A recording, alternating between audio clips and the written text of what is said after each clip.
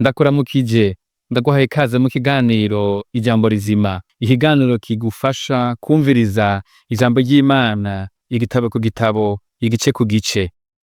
Uno musi dusoma mu cete Pawulo yandikiye ab'i Galatiya, igice ca kabiri. Umwe yavuze ati, igihe cose wuguriye Bibiliya uyisoma, ni nk'aho Imana yuguriye akanwa kayo ngo ivugane nawe. Ndaguhaye ikaze, uri kumwe na Ositari Ndashimira Imana. Ari Galatiya, igice ca kabiri.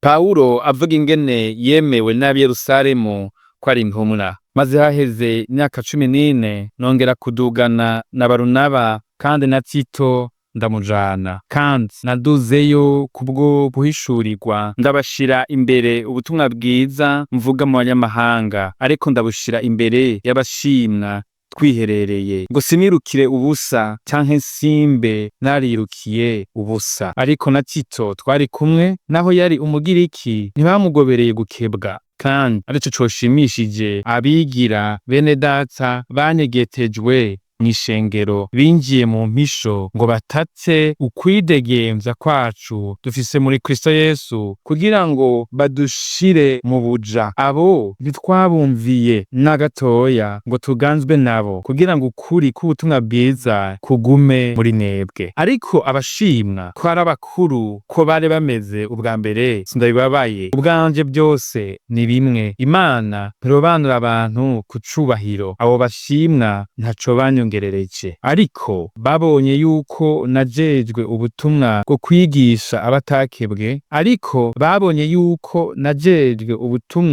kwigisha abatakebwe, nk'uko Petero yajejwe ubwo kwigisha abakebwe. Kuko yashoboje Petero gutumwa ku bakebwe, ariyo yashoboje nanje gutumwa ku banyamahanga. Yakobo, Kefa na Yohana bashimwa ko ari inkingi. Bamaze kumenya ubuntu nahawe, baduha ukuboko twe na Barunaba ngo dufatanye nabo, ngo twebwe tuje ku banyamahanga nabo baje ku bakebwe. Ariko ico bagomvye gusa nuko twibuka abo, arico nyene nanje nari nsanzwe mfitiye umwete. Avuga uko yaharira Petero. Ariko Kefa aje muri Antiyokiya, namuharirije imbona nkubone, kuko yari narimutsindishije. Kuko imbere yuko abavuye kwa Yakobo bashikayo, yasangira n'abanyamahanga. Ariko bashitseyo ariyonjorora, arabanena, kuko atinye abo mu bakebwe. Kandi n'abandi Bayuda bafatanya nawe uburyarya, bitayeko na Barunaba acatwagwa n'ubwo buryarya bwabo. Ariko mbonye badaca mu nzira igororotse, nk'uko ukuri k'ubutumwa bwiza kuri, mbaririra Kefa imbere ya bose ni ko witondera ingeso z'abanyamahanga zitari iz'Abayuda, kandi uri Umuyuda ugobera utse abanyamahanga kuba nk'Abayuda. Ubugingo bushasha buzanwa no kwizera. Twebwe mu kameremere kacu turi Abayuda,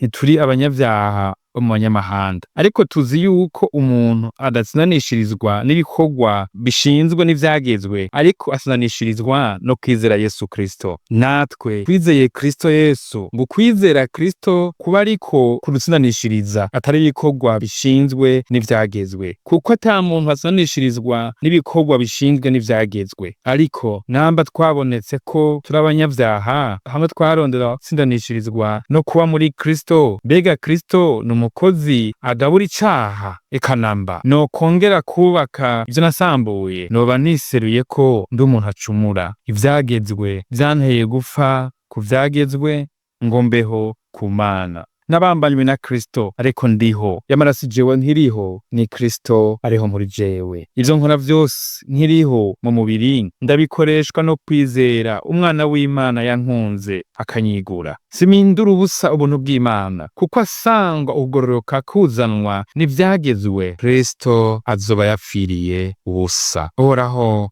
aguhetagire ko wimviriza ukusoma ijambo ry'iwe.